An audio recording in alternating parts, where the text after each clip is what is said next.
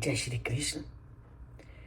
श्री कृष्ण के इस रूप को देखकर आश्चर्य से युक्त अर्जुन के मन में अनेक भाव उत्पन्न हो रहे हैं और वह उन्हीं भावों को श्री कृष्ण के सामने निरंतर व्यक्त कर रहे हैं। और आज भी अपने मन में उठे उन्हीं भावों को व्यक्त करते हुए वो क्या कहते हैं जानते हैं। वह बोलते हैं कि हे भगवान, आकाश के स्पर्श करते हुए बहु रंगों वाले दीप्तिमान मुख फैलाए हुए और चमकती हुई असंख्य आंखों से युक्त आपके इस रूप को देख करके मेरा हृदय भय से कांप रहा है। वो कहते हैं कि आपके इस चमचमाते जो चमक है वो सूर्य को भी तिरस्कृत करने वाली है। आपकी इस चमक को देख करके मेरा मन भय से कांप रहा है और मैं धैर्य को धारण करने में समर्थ नहीं हूं।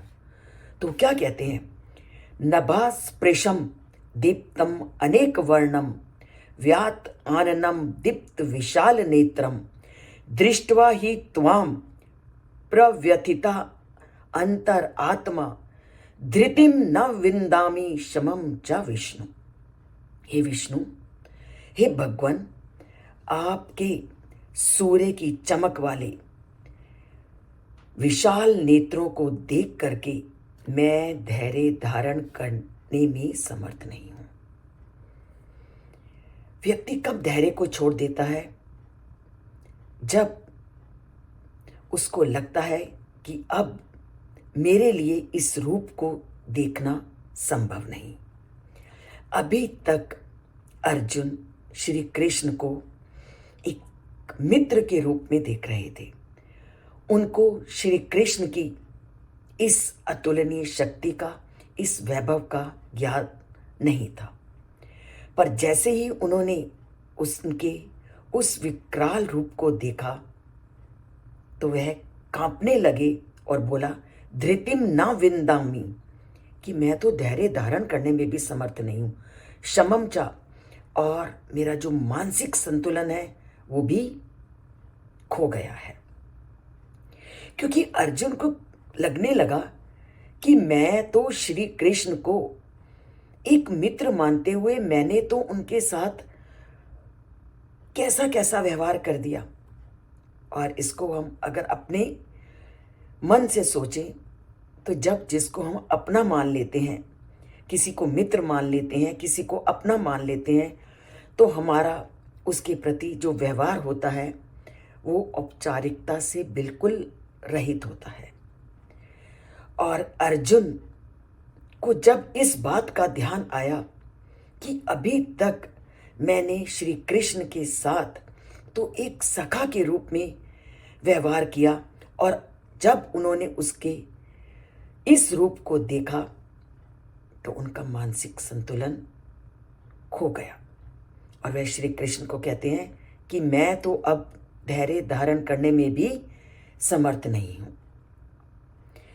इसको अगर हम लौकिक उदाहरण से समझें कि जब कोई व्यक्ति बहुत ऊंचे पद पर होता है और अगर उसके परिवार वाले भी उच्च पद पर आसीन व्यक्ति के साथ अगर वैसा ही व्यवहार करने लगे तो क्या कभी आत्मीयता, प्रेम की भावना, सखा भाव या जितने भी सांसारिक संबंध हैं, ऐसा भाव प्रेम का आ सकता है? नहीं। कोई व्यक्ति कितने भी ऊंचे पद पर क्यों ना आसीन हो, उसके प्रति प्रेम तभी होगा जब उसके प्रति आत्मीयता का संबंध होगा। उच्च पद पर आसीन व्यक्ति के परिवार के लोग भी अगर उसको उच्च पद पर आसीन व्यक्ति की तरह व्यवहार करेंगे तो वह आत्मीयता वाला संबंध कभी स्थापित नहीं कर सकते। वही बात अर्जुन और श्री कृष्ण की थी।